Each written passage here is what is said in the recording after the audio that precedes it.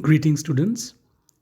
Today's topic of the day is School of Natural Law, and it is meant for BA LLB 5th SEM and LLB 1st SEM students. And the subject is Jurisprudence 1. Let us first understand the definition of natural law.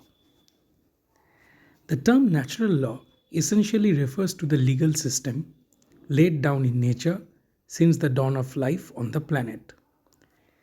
Unlike positive law, natural law does not require a politically superior authority to formulate laws. Therefore, natural law thinking is an important tool in political and legal ideology in modern times. The term natural law essentially refers to the legal system as it is laid down in the nature itself. So, as we talk about nature, what we understand is the natural order of things. So, nature can very much be connected with natural law or vice versa.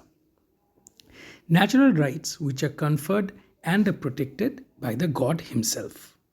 So, let us see one of the established definition by a philosopher, Lord Lloyd, who says or describes natural law as a mere law of self preservation or an operative law of nature that constrains a man to behave in a certain way. So, it is the natural order of things. How nature takes its course, so does natural law. Let us look at the history of natural law. According to Friedman, the history of natural law school is a tale of the search of mankind for absolute justice and also its failure. Natural law has always appeared in some form or other throughout various ages as an idea of law higher than positive law. With the changing socio-political condition, the idea of natural law has also undergone change. However, one aspect that appears to be permanent is the appearance of nature as an ideal higher than that of positive law. So, natural law has everything to do with the conscience. Our conscience, which tends to soothe between what is right and wrong, is very much to or everything to do with the natural law itself. So, natural law has helped in the transformation of the old civil law of Romans.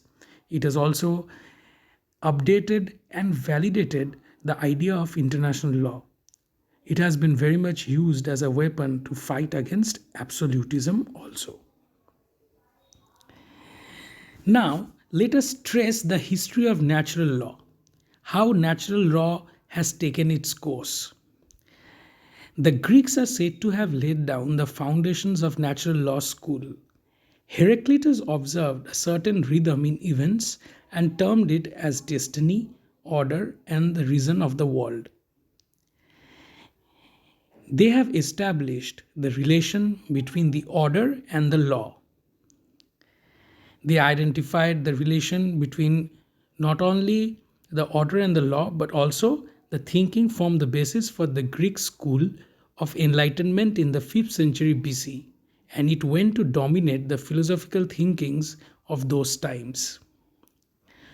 Socrates identified that particular element of natural law which calls for adherence to positive law. So, Socrates has openly proclaimed about natural law's adherence to the positive law or absolute law. However, he argued that natural law does not demand blind adherence to positive law, though. It must be critically evaluated by man using their insight, and this particular element of natural law was a climacteric factor during his age. Now let us see what Plato and Aristotle has to say about natural law. Plato's ideas mainly revolved around the concept of natural justice. According to him, each and every individual is given a certain sense of justice by divine power. Such a sense of justice and ethical reverence has been given to him to facilitate his survival by forming unions with the other individual. So he talks about an ideal state where one person is given a role that justifies the capabilities that he possesses. Aristotle views the world as a composition of nature. According to him, man is a part of God since it is creation of God. Man is endowed with gift of reason, which distinguishes him from the other character or other animals. Sorry. Of course, man is the higher being or higher forms of life. And since man is a rational animal, man is the power to think rationally. It makes him higher on the grounds with the other animals. So he argues that when man lives in accordance with the reason, he is said to be living naturally. So here, rationality at par with nature has been spoken about. And this is the point which Aristotle tried to elucidate upon. Now, let us see what the Romans have to say about natural law. The Romans did not confine natural law to theoretical considerations. Instead, they explored its utility by applying its concepts pragmatically or practically. Romans used principles of natural law to transform the rigid legal system into a cosmopolitan one. Roman legal law had three divisions. Those are jus civil, jus gentium, and jus naturale. Jus civil refers to Roman civil law which applied to only the Roman citizens only. Jus gentium refers to principle of natural law which was universally accepted and applied to the foreign citizen as well. Now, let us wrap up today's class with the outlook of natural law or the basic characters of natural law. Firstly, please do remember that natural law has a humanistic approach of judges and jurists because conscience and rationality is very much connected to it.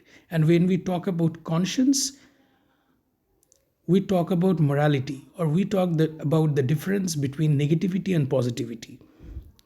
Natural law is very much entangled or embedded with ideas of moral values, moral justice, reason, good conduct, freedom, liberty, equality, ethics, and sanctity. It is a connection between law and morality. And last but not the least, of course, connection between law and conscience. And of course, please do remember, natural law has everything to do with the order of things. Since it is a natural law, it has everything to do with nature. And when we talk about nature, we talk about rationality, we talk about moral values, we talk about what is good and what is right. So, natural law is very much connected with the nature itself. So, this will be it for today. In the next class, students will be discussing about the characteristics of natural law and how it has classically evolved with time, and also about the philosophers who have propounded the ideas in the domains of natural law itself. Thank you.